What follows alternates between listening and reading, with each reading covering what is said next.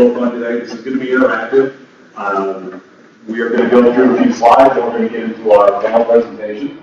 We do have prizes for participation. Heckling will not be rewarded. Thanks to you back home. Can I heckle you? Yeah, you can do that. Come on, you're a real target. I gotta say that we have this many people in the room. This is clearly the intelligence session. We have some of the smartest people in Illinois in this room. And while you're not at the pool bar, having a lovely drink in the sun, thank you for being here.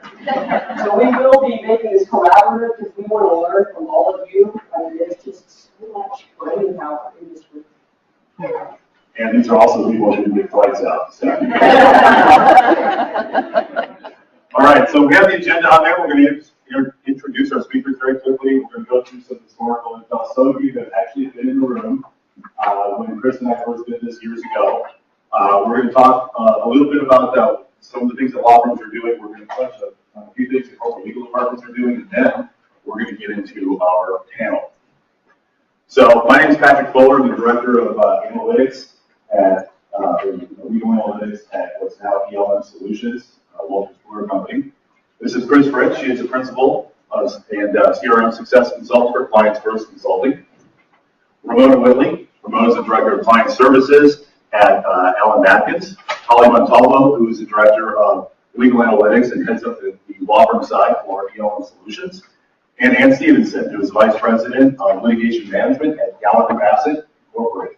So welcome. Let's get going.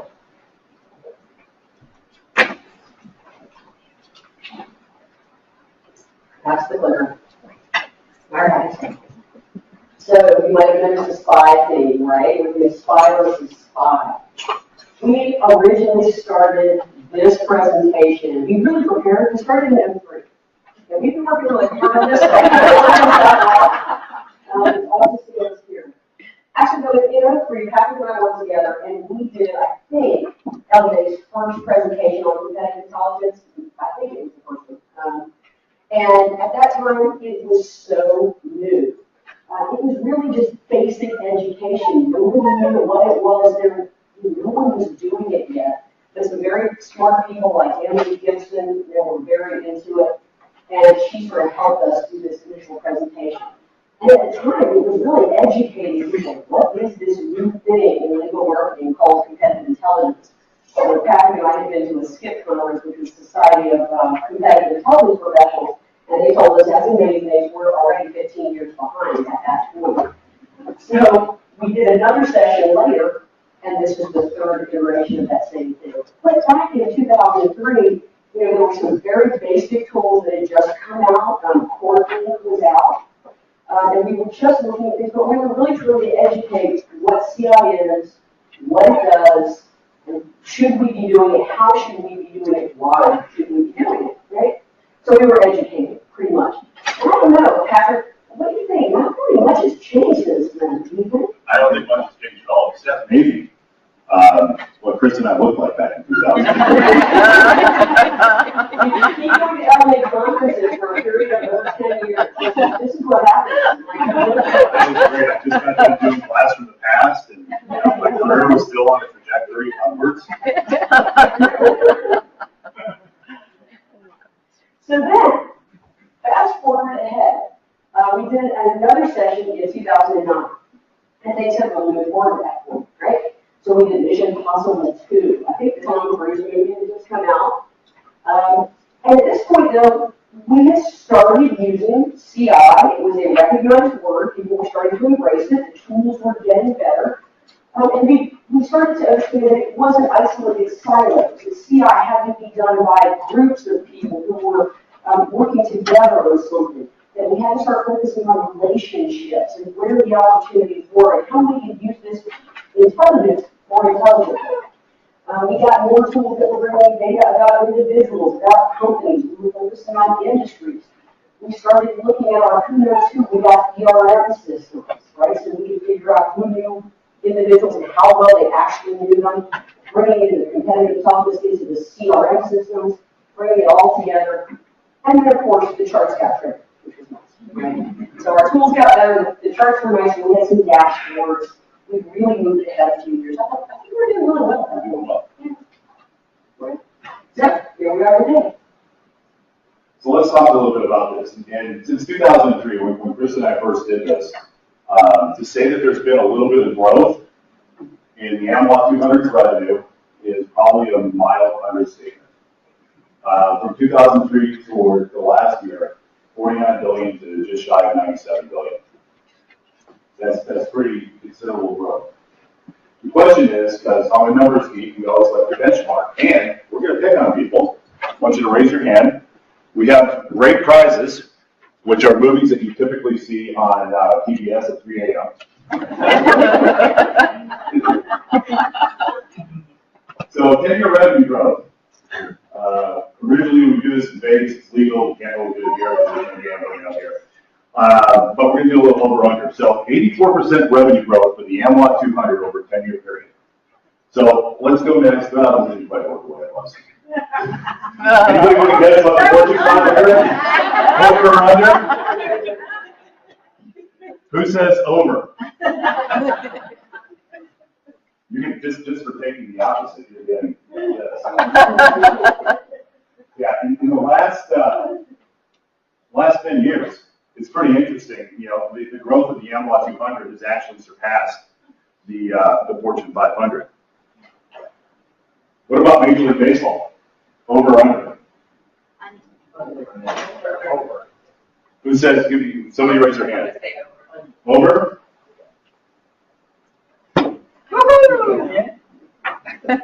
Major League Baseball actually executive revenue. Thank you. What about the NBA? Under. Who said under? Yep. Not all that's Donald Sterling's fault either. All right. What about the National Football League?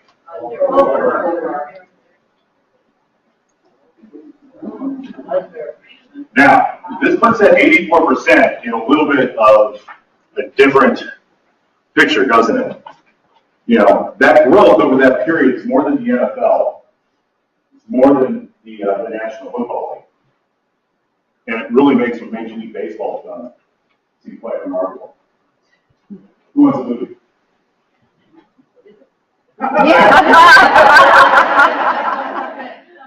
It's called Duplicity. Julie Roberts and Todd Holmes. It's about corporate spies. When we did the whole spy thing, I tried to get him to wear the white suit, and he wouldn't do it. It was going to look like that character from Fantasy Island, which just was not going quite well. So part of the issue, though, is that what we've seen over the last few years, and this is courtesy of USPTO, apologize for being a little bit blurry, is that part of that revenue is, in fact, due to the increase in volume of certain types of work, right? So, you know, we see that the number of filings, patent filed with the USPTO. We look at the M&A activity, right? It's a great feeder practice for a lot of firms. That has continued to go up as well. But the thing that becomes really interesting here is what happens to this division of revenue. That's really what's driving a lot of all this intelligence gathering.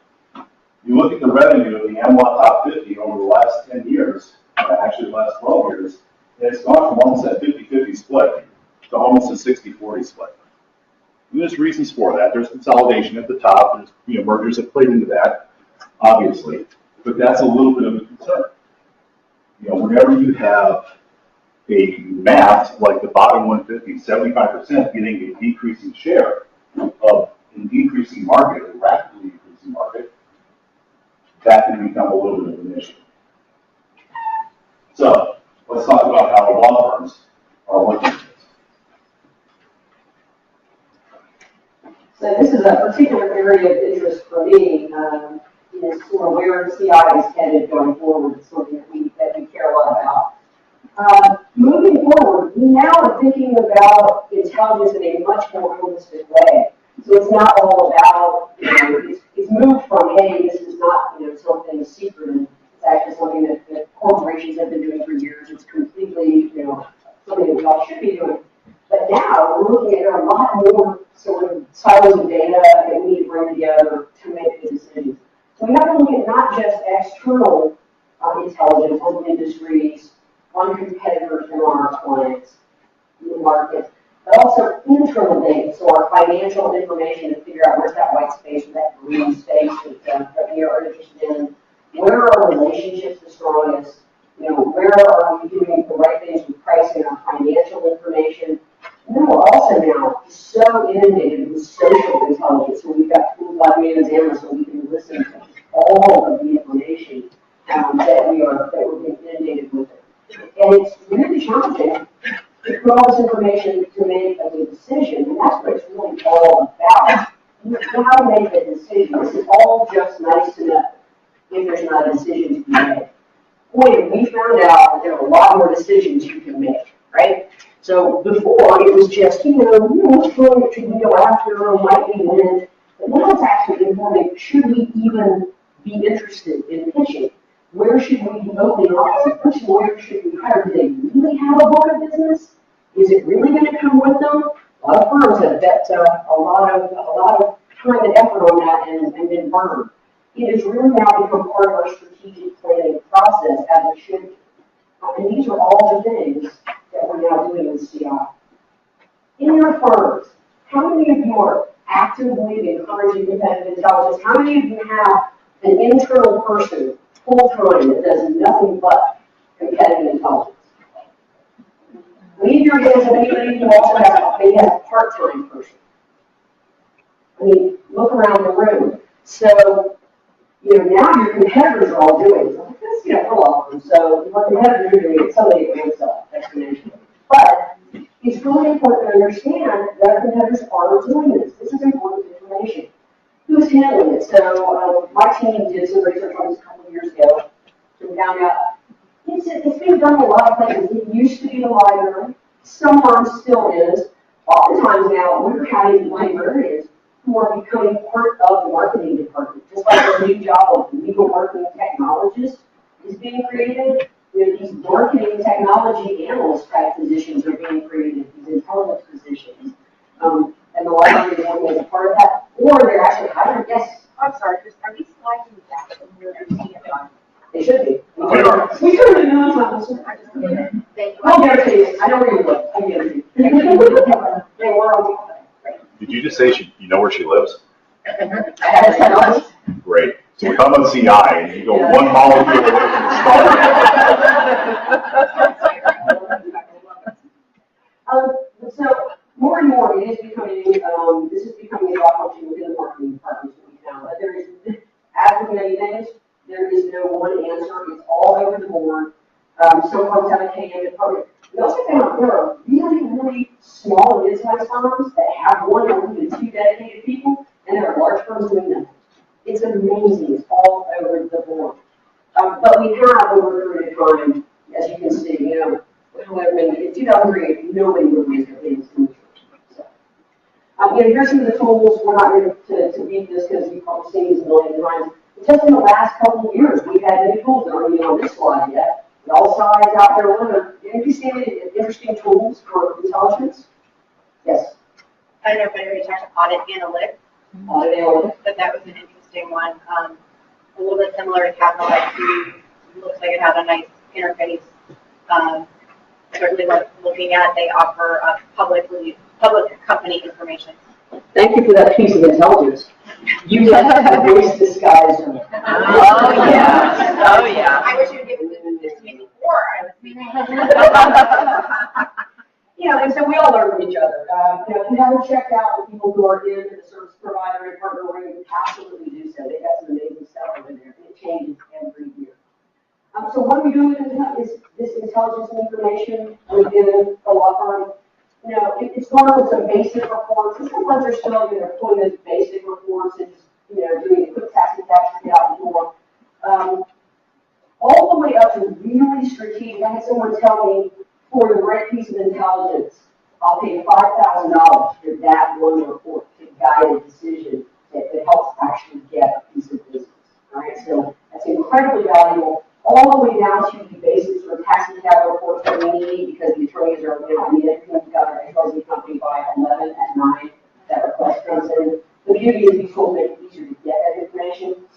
The other thing that we don't see much of is primary research. So people actually picking up the phone and making some phone calls. And I wonder where that's all. Interesting stuff. Now we're going to actually have someone who's in-house, in the field, doing this sort of information and gathering and research.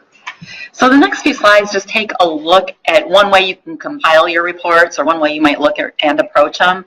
What you're just looking at up on the screen right there is, this is an index, or the kind of the agenda page of company research reports that we put together at Allen Matkins.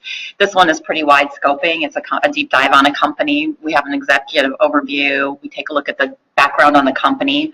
For us, because we're real estate focused, we spend a lot of time looking at the deals or the portfolios that companies have into their mix. We're looking at things like the recent news, the legal decision makers, the relationships that we have with the company. We're pulling those outside litigation reports. We're going into the media, Law 360, trying to find out who else they're using for counsel. And then we kind of turn them inward as well. We're taking a look at the revenue trends, et cetera, that are going on and where we're going if it's a current client for us. And just continuing that same theme, and as if we were going through that whole deep dive or dossier on a company, we open it up with our executive overview. For us, the kind of the three most important things, especially if it's an existing client, are what is the work we're doing today, and what can we do that we should be doing? So what are the opportunities? And if it's not an existing client, just what are our opportunities and what's our way to get in the door? We always want to have a quick look at the revenue trend. Is it trending up? Is it trending down? Is it kind of all over the board? And then thirdly, on that overview page, where are those really deep, meaningful relationships? Who are we connected to and how are we connected to them? So it won't be everybody we know at the company, but it's those 2 or 3 people that are driving maybe the decisions, and in some cases, just one person. For those of you that are using ContactNet, we always include that type of a report. Again, we do some customizing around it. We just pull what's relevant off of it. We might add a few fields into it, but we're looking again for those relationships that are most meaningful to us, and who knows who type report. Again, many of us have access to our litigation reports. We happen to use Advantage, but we also augment that with CourtLink and Pacer because they cover different courts. They're looking at different things. We know we can get a better and more well-rounded profile if we pull from a couple of different sources. So we kind of put that all in together, make our own little report off of it for the competitive analysis. Another area that we do a deep dive on is we kind of blow out the other competitors or people that are currently serving their legal needs. So we'll go do a little bit of extra research around them.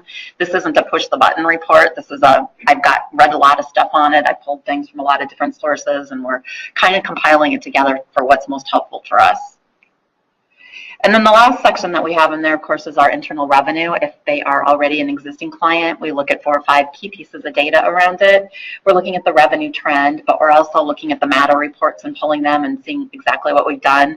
We're looking at the trends in the working attorney reports. I kind of want to see where the numbers are, who's going up, who's going down, what major departments are responsible for that.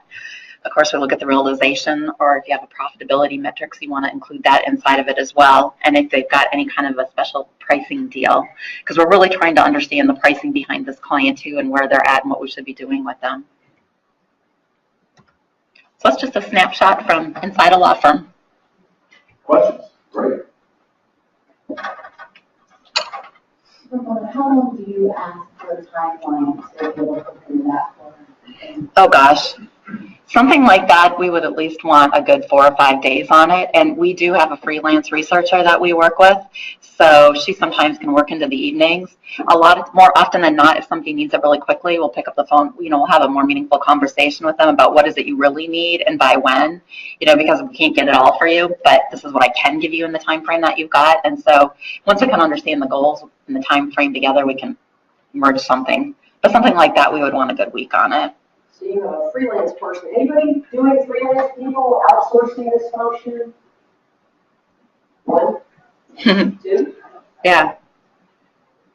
And it's just a good starting point. We look at those reports when they come back in, and, because our internal team, we're the folks that are calling the attorneys and talking to them about the client too and where the opportunities are. And there's a lot of times people, I think, forget that piece of weaving it into the report. Your best intelligence is going to be coming from some of your own attorneys that maybe already know a little bit about the company or are already working with them. And so you want to weave that around what you're getting from outside. Yes. So. Related to that, then using a freelancer, what about internal metrics like the, accounting and that sort of thing? Is that information that's proprietary and you add it afterwards, or do they actually have access to that? Our freelancer does not have access to that. That is something that the marketing team or the client development team will pull themselves. Okay. Okay. Do you incorporate the information from client service interviews? Mm-hmm. Yeah, if we've done some client service interviews, they're usually in between there. There's some kind of a SWOT analysis. We don't technically use the grid, but we just go over the strengths, weaknesses, and opportunities, and they're laid out in there. And those typically, oftentimes, you can pull those out of the client review. I mean, that's the big piece of it. When we do these reports, we will pull out legal issues and opportunities. Because you know the lawyers, they spend sometimes 5 minutes reading these reports that took hours to prepare. You know, if you can pull out just the key issues that you're going to spend 5 minutes hyperlinking them throughout the report, this is what we should have a conversation about because this is what they care about. Make it easy for them. Chris, I had a question from your experience, or all of you, if you don't mind.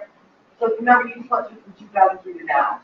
One of the things I keep hearing from managing partners is, what a waste of money.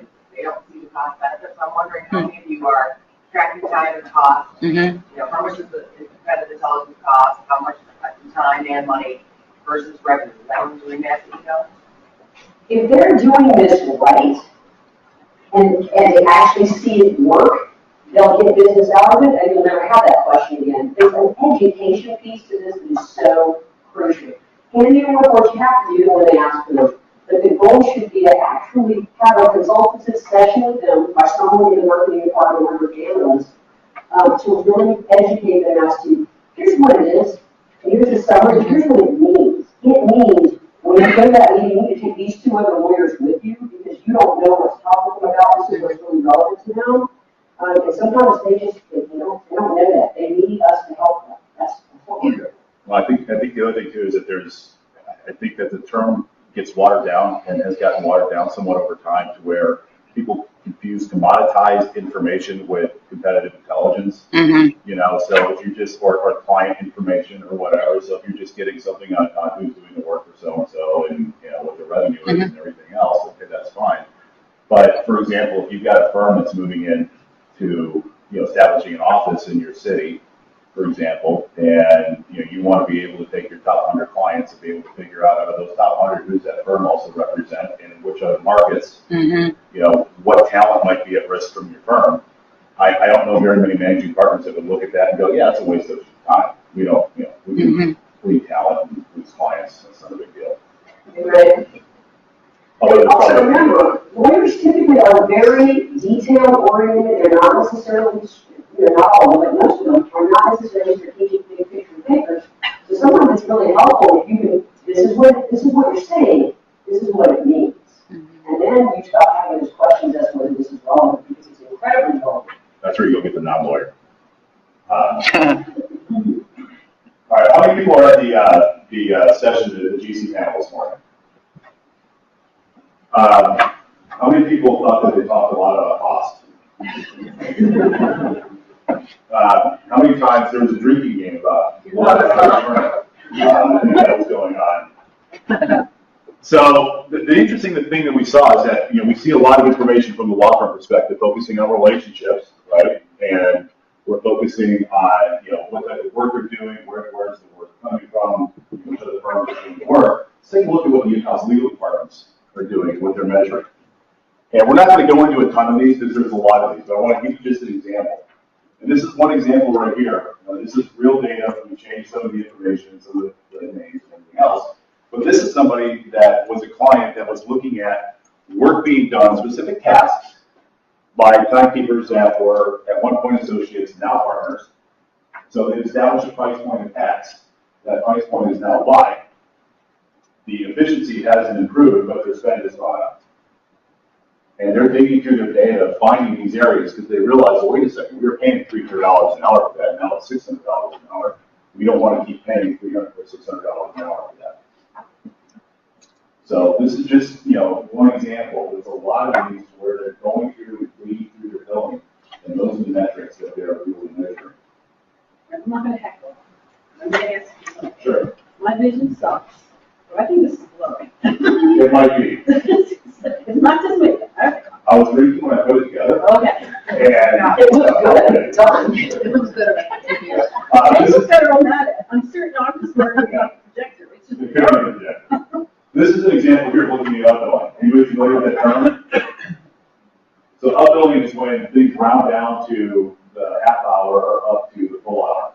And, on the 10-point scale, there you go. No more than 20% of that work on the law statistical average should be coming up that way. So when you start seeing timekeepers who have 100% of everything ending on a half hour or the full hour, you're looking at, 1,400 line items that are coming up perfectly to a half hour or a full hour. That's going to raise a lot of red flags for clients. What they've started doing is actually calculating that cost.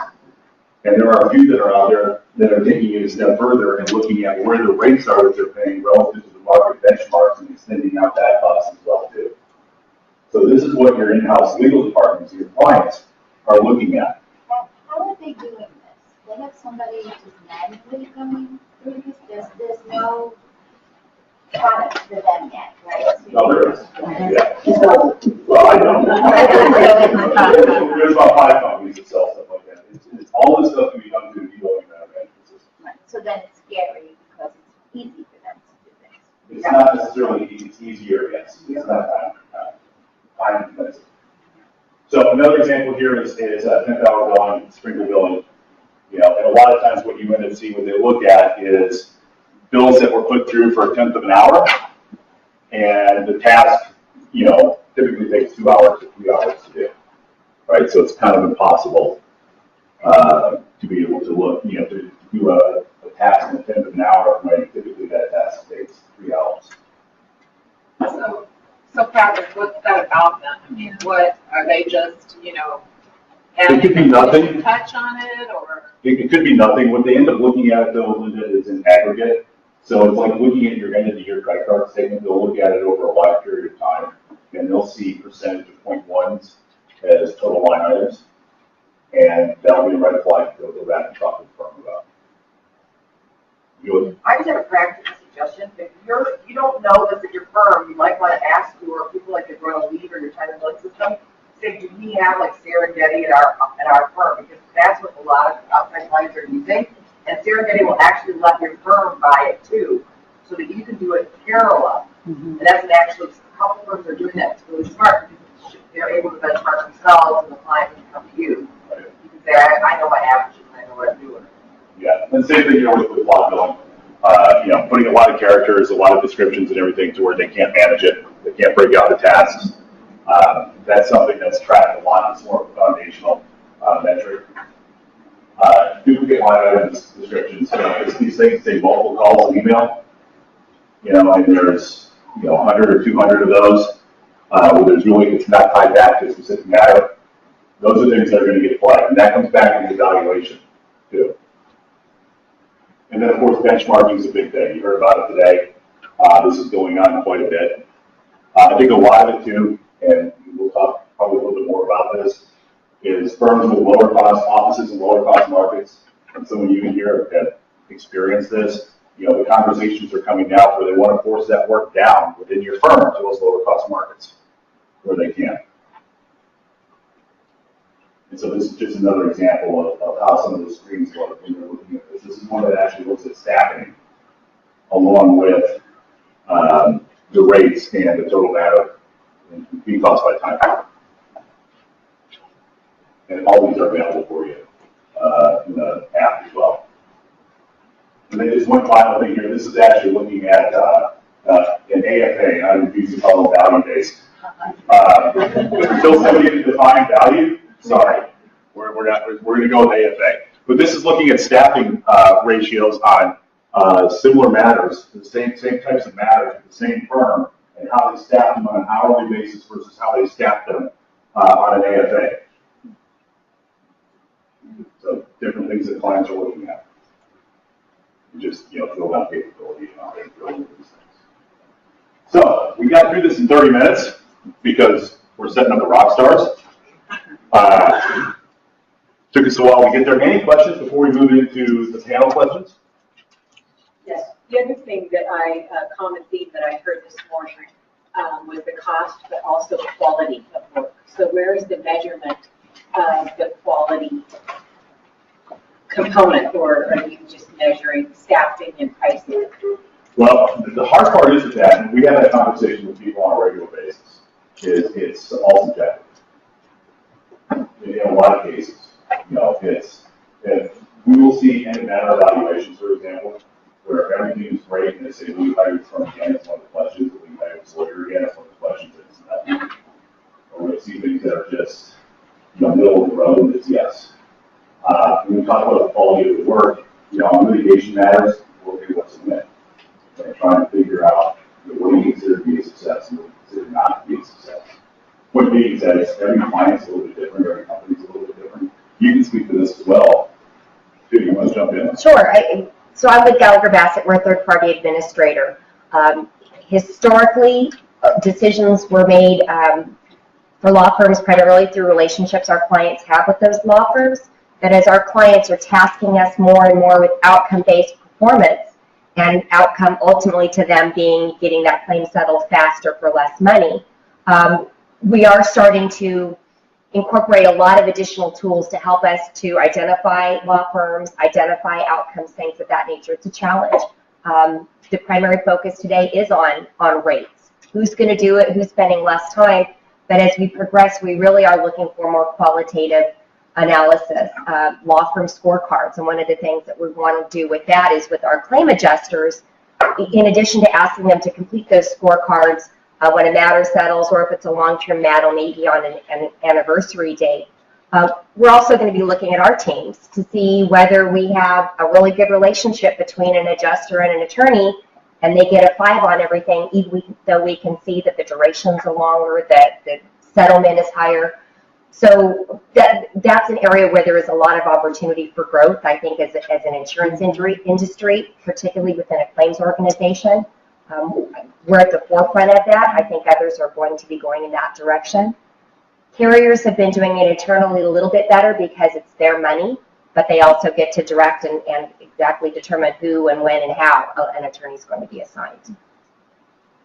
I would also say, to Patrick's point, I'm Holly Montalvo with Vulture's ELM Solutions, and I work exclusively with law firms on analytics, looking at benchmark data. And a lot of it goes to the LPM side of it, process management, building budgets, and it goes back to scope. When is a win a win? You know, the client might say, here's the matter, and the firm goes off to their side of the fence, and hey, we billed ours, the case, you know, went to trial, we won. And really, in the best interest of the client, you've got to have that alignment back to what the goal is of the client. And that's hard to put a number or a metric to, but there is, you know, we are starting to see more and more capture in that area. It's more subjective, but as that alignment between what you heard at the panel this morning, I saw the big board out there, so much of that starts to say, yeah, there's data, there's information, there's benchmarks, but there's got to be some collaboration, and there's got to be back to the process of what is the goal of the client. And if your attorneys are not having that kind of conversation and you're not starting to capture that information, because that data and information that you take from that relationship attorney, if you start doing some processes to better capture that and memorialize that and say, we're building this proposal.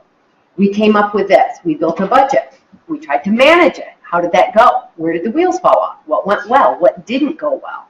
You're going to start to see some patterns. And the one piece I try to talk with the partners about is it doesn't have to be perfect. Every matter is different. There's complexity. There's exposure. But you can't go for perfect because you'll be paralyzed. There'll be no decision.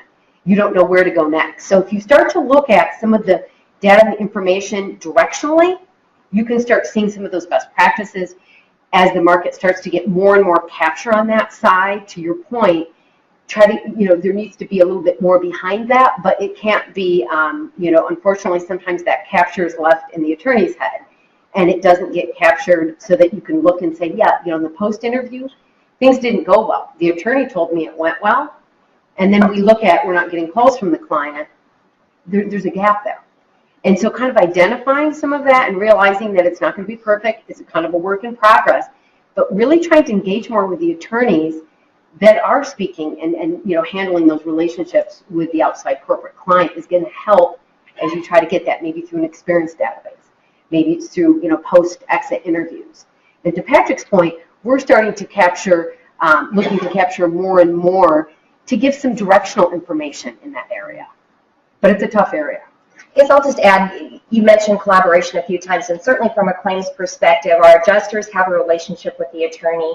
The attorney or the firm may have the paths of the relationship with the client, but the client really is looking at us as their fiduciary and how that claim is going and how it's resolved and the timeliness of it. So that collaboration and the information that is being exchanged between the client and the attorney or the attorney and the adjuster, if that isn't memorialized someplace in a concise manner where folks can get to it, it really does take away from the effectiveness that you might actually be providing. There's question. If reports are getting late, if recommendations are being late, hearing notices, if there's not timely action and visible action that we can share with the clients, then all of a sudden something that you may be doing really well is looked upon as you're not delivering for us like we need you to. All right, so, can't believe I ever used a microphone. So we've seen some examples of law firms. We've seen some examples from the corporate legal perspective. Would anybody think that they're aligned? No answers. We have 2 movies out. Nobody wants them. So I think this is interesting, and you bled into it a little bit. I want to ask you about this because one thing Gallagher Bassett does exceedingly well is predictive analytics. They've got one of the best analytics teams I've ever seen and had the chance to work with. But claims organizations have to be a hybrid of the physical and the market and the predictive. Can you talk a little bit about how you guys approach that? Yeah, and I mentioned it a little bit. Historically, the firms that we worked with were primarily directed by the clients, and for the most part, they still are. But our clients are absolutely expecting that we continually to deliver the financial results that they're looking for. And when I say financial results, it's certainly much more than that. We represent companies that have injured workers, that have injured a third party, that have reputational risk, and all sorts of other things go along, just as you all do. So as I talk about financial results, that's very rarely at the expense of delivering the right outcome for that injured party. That is first and foremost for the majority of our clients. Some certainly are just looking at the almighty dollar. So as they're saying, these are the firms that I want you to work with, they are still looking to us to manage the overall process and to help manage the outcomes. And they're expecting to come to us. And I will tell you what for a TPA, what can really kill us is when we have a client contact that is directing something, we're not providing information about the quality of the work effort of their selected partners. That person leaves, and all of a sudden our entire program is at risk because somebody new comes in that has other forms of intelligence, that has other relationships, and we can't justify why we've allowed this partner or this organization to continue to underperform compared to peers. So we are constantly looking at what sort of information do we have, how can we demonstrate to a client where there are good results, where there is a good partnership, what can we do to educate our client if it's a good partner but the results aren't quite there, how can we facilitate meetings to have a better understanding and make sure that we're all working towards mutual goals. And if there is a sacred cow, and we certainly have sacred cows, how can we get that information to a client that they can then determine whether or not they want to do anything about it. But when there is a change, it's no longer Gallagher Bassett that has been failing to deliver for the client. Holly, one of the probably the newest position in a lot of law firms, especially with the last 5 to say 6 years, but really in recent years, has been the chief pricing officer, the strategic pricing officer, ties in with project management with some firms as well too. And historically, we've all run into situations in firms where there's silos inside the firm where we have a hard time working with some of those other functions. Can you take me through how they're working with all these different departments in the firm from your perspective? And that type of a role, the pricing, sometimes there's different titles. It might be strategy, pricing, legal project management. I've seen all variations, and those tend to be a lot of the folks that I work with every day. And that role, starting back 5, 6 years ago, there were a handful. Now that group is up to upwards of 150 plus. So that pricing role was a reaction in the market on the corporate side to procurement, legal ops, saying, we want these AFAs, stricter billing guidelines. You need to be able to demonstrate budgets that are transparent and predictable. And so instead of the role being just marketing would build the RFP, they'd go to finance and ask for the numbers to slide in. Now you're being asked for this whole new hybrid. What is an AFA? I've heard it called an appropriate fee. I've heard it called an alternative fee. I've heard it called, all sorts of variations. It's evolving. And so the pricing professionals started to evolve in response to the demand coming from the corporate legal departments. And they needed to have a different set of skills. They couldn't come in, you don't want a legal person, you necessarily don't want predominantly somebody within the firm. You didn't have that skill set because just an accounting person might not have that analysis background and that strategy. So this pricing role evolved. And what's interesting about it is every firm I go to, the firms that don't have that function, while we begin conversations within the next 3 to 4 months, if I've come in to work with them, well, we've got somebody coming in, and I'll say, what's their role? Pricing manager, or pricing professional, or pricing. Some have been elevated to chief roles.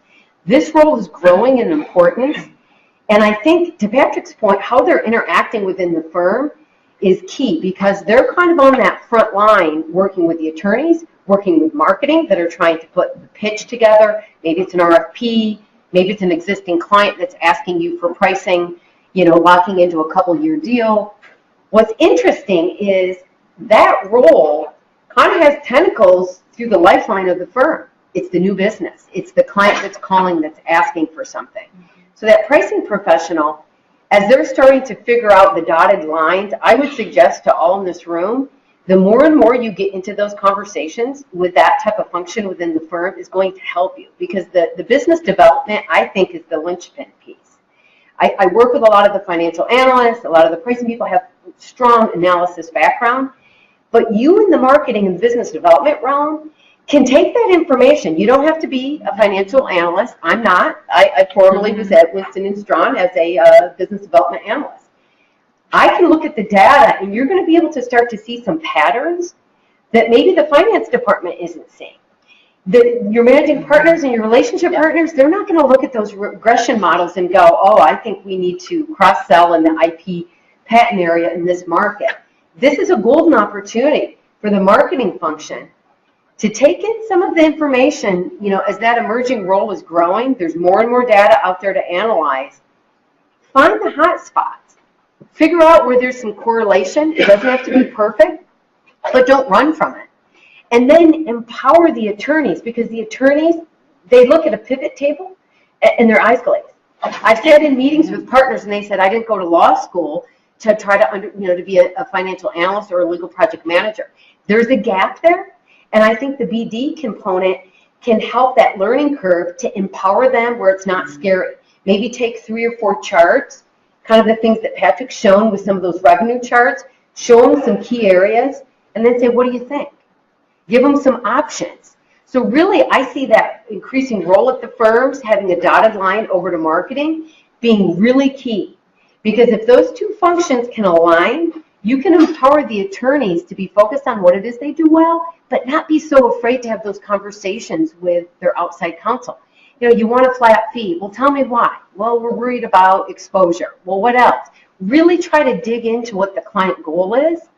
You have the supporting documentation with them in their briefcase so that if it gets to that point, you don't want to get into just a rate game or a negotiation game 2/3 down the road because you've blown through your budget.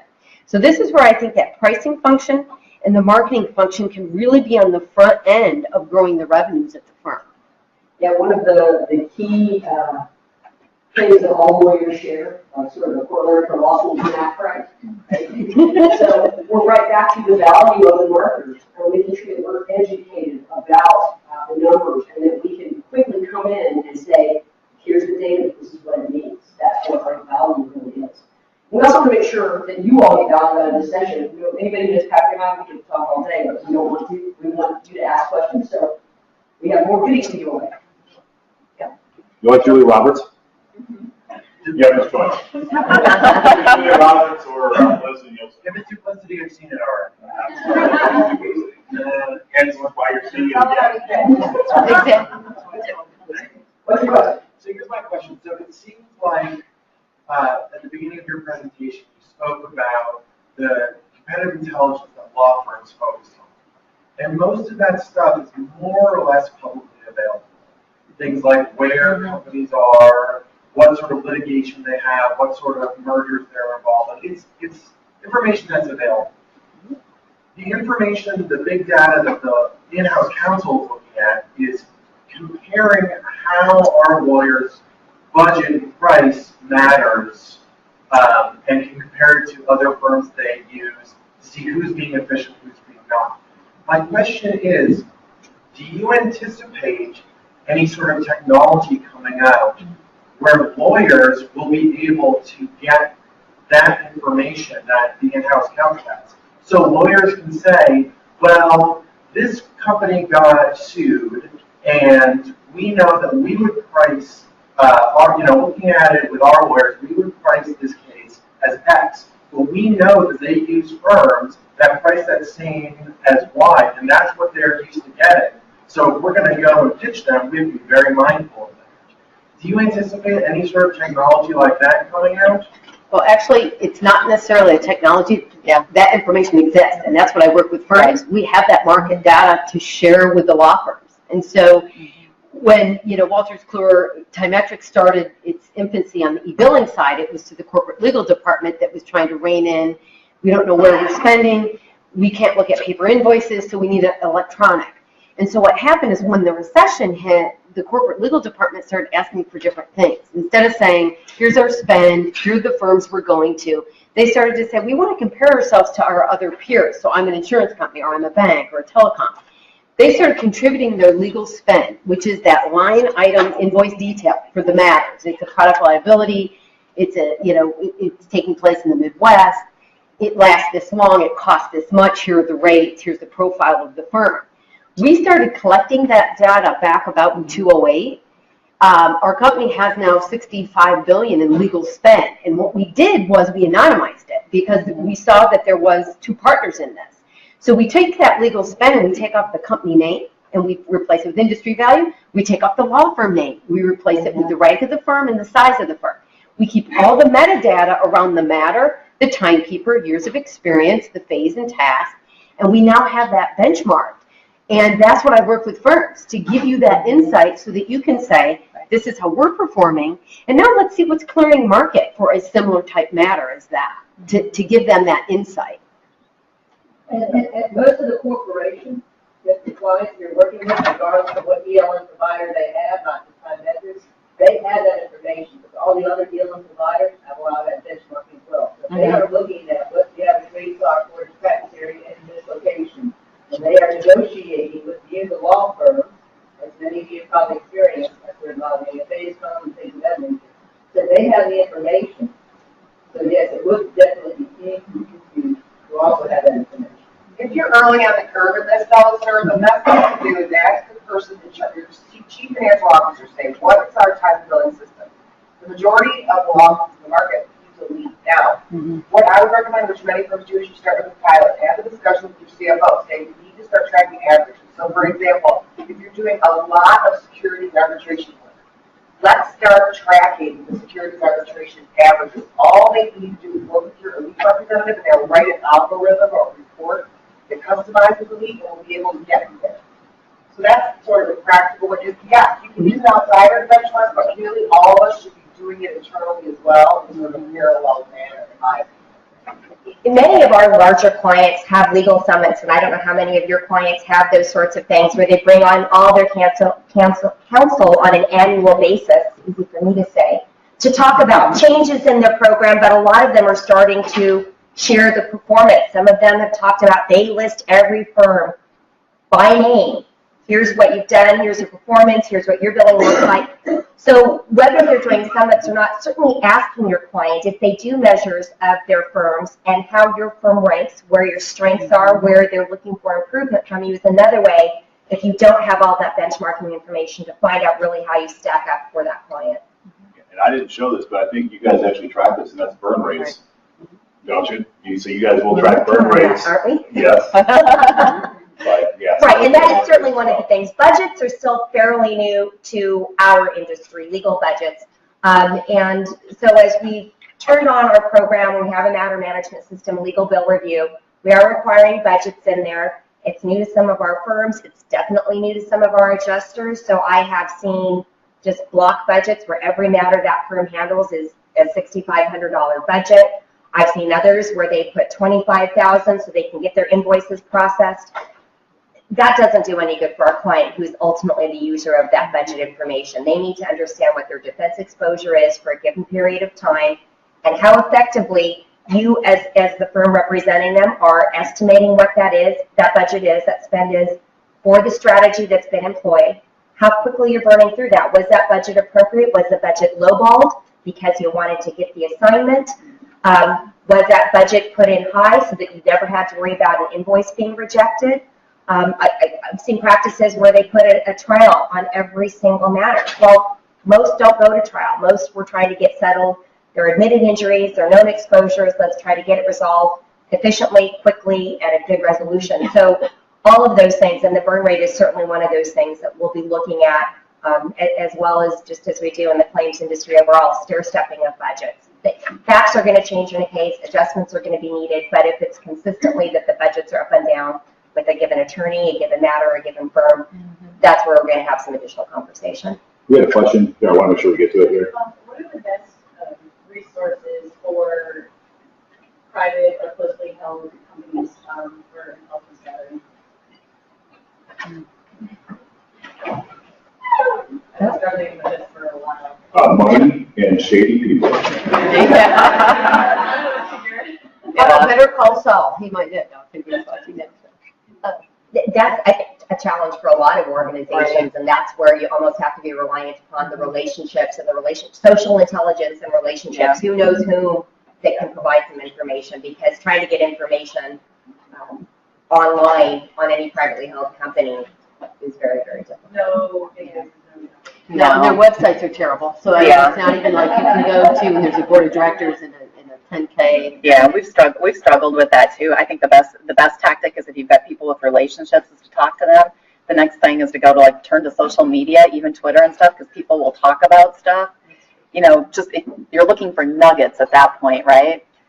And depending on how big the company is, if it's fairly big, somebody like the Wall Street Journal might have profiled them at some point, and you can sometimes glean good data off of some of their company profiles or the Bloomberg profiles. They won't be anywhere as robust, but it's about the best you can do with it. And sometimes local newspapers will provide coverage. Business journals. Local business journals pull a lot So there. what you're saying is that you wish that there was 200 private corporations that would willingly submit their own financial data to be ranked in some sort of publication every year? Yeah. Interesting. Exactly. We should try that legal. Yeah. Think about primary research a little bit, and I actually, there's one thing you really want to know about it. I just ask questions as much as, without trying too much. Right. Just ask what you want to know. Usually they're good forthcoming. You bring up something interesting. We tend to not talk to people anymore. We tend to want to go to a site, and you're exactly right. You might have somebody that you call that's so taken aback by getting a call and questions that they might, in fact, be more willing to share. One of the CI analysts on my team, he had a request from the law firm. Can you find for me, and let's talk esoteric, any information on who the experts are on high-end, ultra-luxury nursing homes in China? And he loves this. He picked up the phone. He found 3 professors at academic institutions in the U.S. who were tied into this market, and they were so excited because they didn't get a lot of phone calls. They were ready to talk to this lawyer. I mean, he was going to be introduced. He just didn't care. He dropped the ball and never called. It just amazes me what's happening. People love to talk. Especially if they're the experts. So, Well, one thing that I forget, you're already at a no. So asking the question, the worst you're going to get is a no, what you started with, but you make it something better than a no. So that's a really good point. And one thing you should be aware of is the SCIP guidelines, ethics guidelines. I would make sure that I was familiar with those before picking up the phone, just knowing what I can do. Right. and you can always pick up the phone and call Elevate Resources. People in this room will give you ideas. Ramona and I always do all that, what information I'm looking at, or you found a good place for that. Speaking of great resources, there's a question here from Marcy. It wasn't a question, it was actually going to follow on what Chris said in response to the question, which is one source of information or way to access information about private companies that is yet to be widely adopted by legal is primary research. And primary research, it means essentially you hire a firm to make phone calls and do research with the target companies that you want to do business with. There are a couple of providers, I guess, in the industry. There's Architas and BTI, both of whom do primary research, but it is certainly an area that I foresee will continue to grow. Yeah. And you get, let's see. I'm Two things, yay, rockstar. All right, so we got one final question here, and just don't want to get on this. Who here is familiar with Google? It's ironic, when I did that slide with the comparisons of revenue, I actually looked at Google because they only have like $170 or so thousand in revenue in 2003. Wow. Yeah. Oh, by the way, the NFL commission only made $6 million that year too, and now he made $44 million this last year. So some people, like Google, they kind of went off the charts. But there's a quote, I'm going to read this here, so my apologies. Eric Schmidt from Google. You guys, some of you have heard this or seen this. From the dawn of civilization until 2003, humankind generated 5 exabytes of data. Now we produce 5 exabytes every 2 days with a pace that is rapidly accelerating. So we're already overwhelmed by some degree to the amount of data that we've got to comb through. We used to refer to it as finding a digital needle in an infinite haystack. And now we're going to continue to get more data. And our brains are not processing any data, we won't even learn. Yeah. So Ramona, how are we going to deal with this? Okay, so I think where the trend is going as analysts, we spend an inordinate amount of our time just taking the data and putting them in formats where we can make sense of it. Whether you're a high-end big company that's doing a lot of predictive analytics, or whether you're smaller like Allen Meckens and you get 10 different spreadsheets and you're sorting them and you're using pivot tables and stuff. I think the way it's all going to come together is there's going to be a lot of new startup companies that are just dealing with taking vast amounts of data and getting them in quickly into formats that really analytical people can use, the analysis piece. So I think there's going to be more time spent on that. Any of you that live up in the Bay Area, I don't know if you've ever went to any of the Salesforce meetups, where they are talking with a lot of the startup companies that come in and they do 15-minute demos. So a couple of months ago, I was up there and sat in just a 15-minute demonstration of the company called Plexata. And what they do a couple of different things, but what their claim to fame is you can take a plethora of Excel spreadsheets, and they've encountered a lot of different scenarios, like how to get things from caps to this, how to get the out of something really quickly, where you can do it in Excel, but you're pushing a lot of buttons and trying to make it talk, or you're trying to do it in Access and make things talk. It's very intuitive, and a lot of it's done behind the scenes. And so you can run it, and you can get your spreadsheets and everything real quickly in a format that you want. There's another company out there, some of you may have already used it, Tableau, that does a lot of graphing and lets you visually display your data. So you can take thousands of pieces and bazillions of pieces of information and see it visually displayed real quickly. It's those kinds of tools, I think, that are going to let us take all that rich data that's out there and put it in a format that we can make decisions off of. Yeah. So I think that's one way. I think people are going to deal with it a lot of different ways, but I think that's one trend out there. There's a lot of cool startup companies doing things. One of the things when we're looking at analytics, it really is knowing your audience. So if we're pulling data together and need to share it with a CFO, a financially minded person, what we're going to share with them is going to be different than with somebody who may be responsible for getting their employees back to work and keeping their workforce up and running. So making sure that the information that you're giving them and the analysis that you're completing is meaningful to your audience, to the persons you're providing that to. And then it's not so much, we all have the analysis by paralysis, whichever. Figure out, thank you. Yeah. My brain is in paralysis right now. But just making sure that you're covering those high-level pieces of information that are going to be most meaningful to them. You don't need to have all of that detail. Have that detail available if they have the questions, but keep it high-level and in a format with information that really is going to resonate with the person that you're providing it to.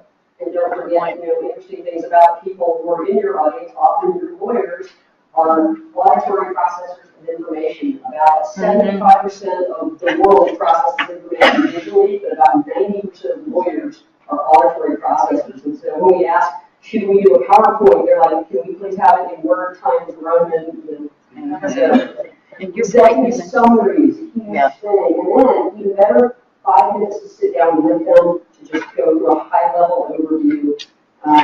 That's where we bring that.